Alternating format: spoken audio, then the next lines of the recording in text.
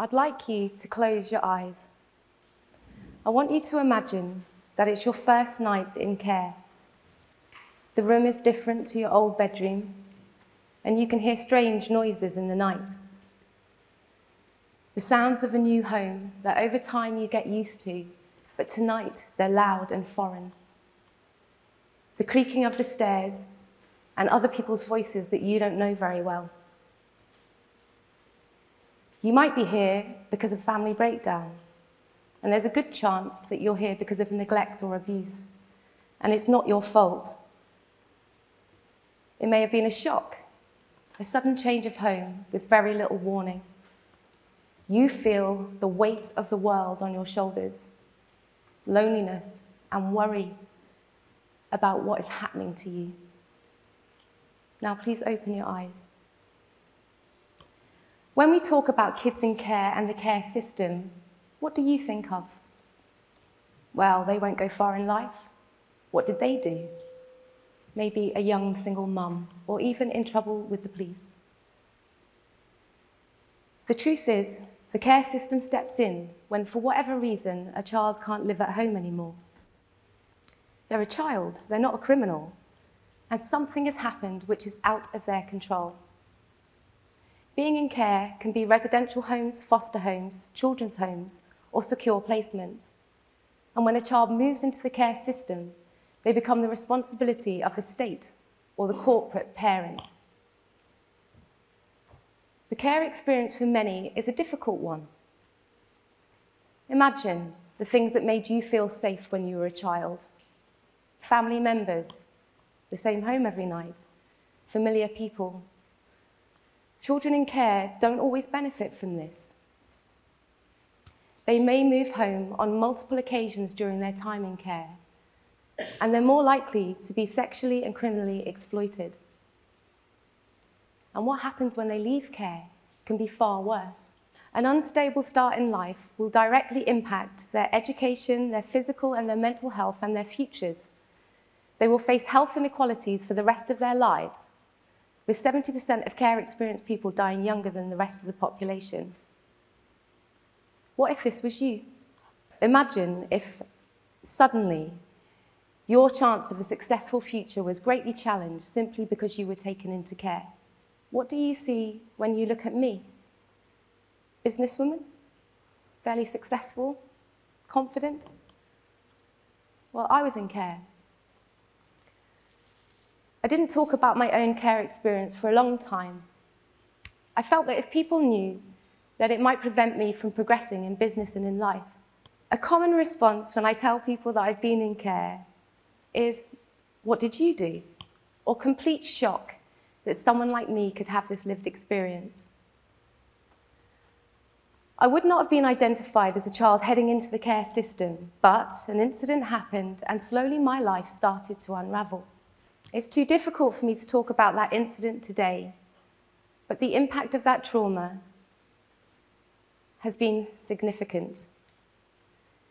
It's really hard to get close to a traumatized child. They act out because they're scared, they don't understand, they can't regulate how they feel. I started to act out of character, hanging around with the wrong people, taking drugs and running away. I slowly started moving towards self-destruct. I'd lost all hope. As a child, I had limited coping skills, and it was only as an adult that I sought out help to help me deal with what happened to me. Care can happen to anyone. You may think that it's something that would never happen to you, and then a twist in life circumstance, everything can change. What then?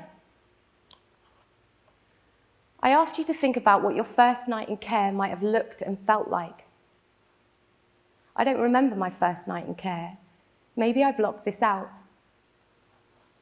I did go on to running away from multiple placements, first nights homeless and sleeping on the street, first night in a police cell, a first night in an adult bail hostel at 14 years of age due to lack of suitable care settings. For those who experience the care system, they face the future cliff edge of care, which hits at 16, 18, 21, and 25 for others. the odds are stacked against these young people, with almost half of 19 to 21-year-olds who are unemployed. They're overrepresented in the criminal justice system, with half of the young people in the youth justice estate are in care. And 27% of the adult prison population are also care experienced. Worryingly, 12% of children who leave care, their whereabouts are unknown. These are our most vulnerable children, and we are their corporate parents, and they have become ghosts to the system. As a parent, is it okay if you just lose your child? If a teacher lost 12% of its class, wouldn't we notice? These ghost children are our most vulnerable children, not seen, not heard, limited help. It's most certainly not an environment we would want for our own children. This is a terrifying place to be, and it still happens today. My experience of leaving care involved very little planning, and my corporate parent, the local authority, signing me over to a responsible adult, a much older boyfriend, at 16 years old. Now, on reflection, the suitability and the safety and my well-being had clearly not been investigated in this placement when 6 weeks after I moved in, the house was raided in the middle of the night by armed police. My boyfriend was arrested and sent to prison for 5 years, and I was placed in temporary accommodation for a matter of weeks. But what then? My corporate parents stepped away when I moved out of area at 16.5 years old. The care experience does not end when you leave care. It's a lifelong experience from which you never fully recover. But you can grow through, and you can live a happy and fulfilling life. I have been fortunate and privileged to have had key people who've helped me on my journey. On my teenage self-destruct spiral, I found myself remanded to the care of a secure care setting. I'd been in regular trouble with the police, been running away, and at this stage, I had a drug addiction.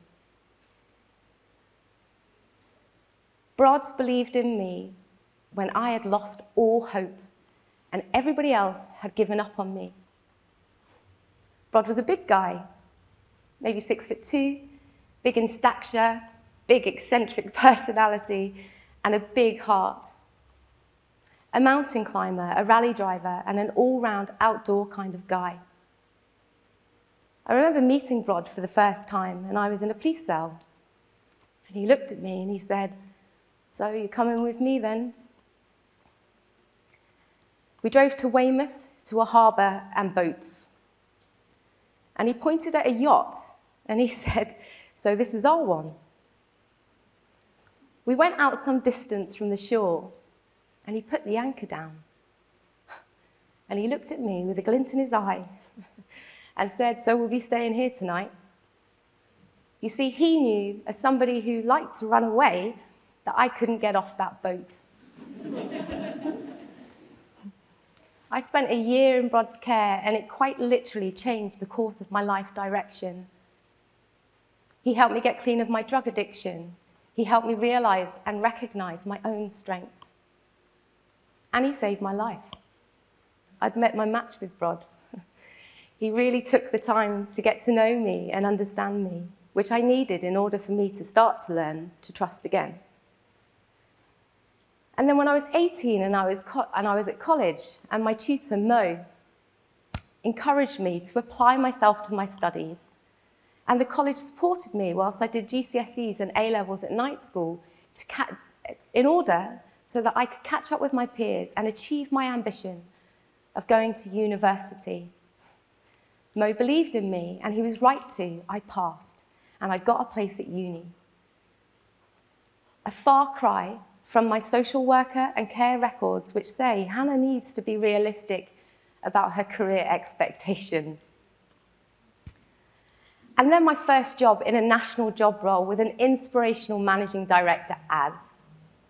The day I started in the job, the head of HR ran to his office to show him my lengthy criminal record But Az wasn't scared off. He took a chance on me. Rod, Mo, and Az believed in me when I didn't even believe in myself. And now I'm privileged to be paying it forward. Out of my frustration at the lack of support and services for care experienced people, I set up a social enterprise, Career Matters. We support care experienced people into education, employment, or training. We believe in positive representation. You can't be what you can't see. So when people access our services, they connect with people that they can build safe, trusting relationships with. And we believe in combining both learned and earned experience. It really helps to connect with others who've been there too. Imagine if we could change the outcomes for these children and young people. What if they received mental health and therapeutic support when they went into the care system and didn't have to seek it out as an adult? And what if they were financially secure with a suitable and, critically, a safe home? And what if they had a network of nurturing and loving relationships? Well, all of this is possible. You see, it is simply not true that care experienced people can't flourish and thrive in life. The care experience builds survival skills. When my boyfriend was arrested and I was placed in temporary accommodation for that couple of weeks, when it ended, I had no choice. Survive or not. I have skills born through survival. Navigating uncertain times, embracing change, calculating risk. Isn't this what we call leadership skills? If only we could see these young people as filled with potential and worthy of more support as they grow. We need to boost these young people's outcomes. And we need to ask ourselves, would this be good enough for my child? I have been privileged to work with many young people who are now achieving what they never thought possible. And one of them recently said to me, "Thank you for holding hope and faith in me until I could hold it for myself." These are young people filled with potential, with the potential to become leaders who could have otherwise become ghosts of the system. My takeaway today for you is this: there is so much that we can do collectively to improve the outcomes for these children and young people. And you can do something individually today by being aware and understanding what care experience means. And that it doesn't mean that you've done something wrong or you're incapable of progression. Imagine if a care experienced person applied for a job with you. What would you see? Would you have the courage to take a risk on somebody with a criminal record like Az did for me? And would you recognize their survival and leadership skills? And would you challenge yourselves to see more? Thank you. Thank you.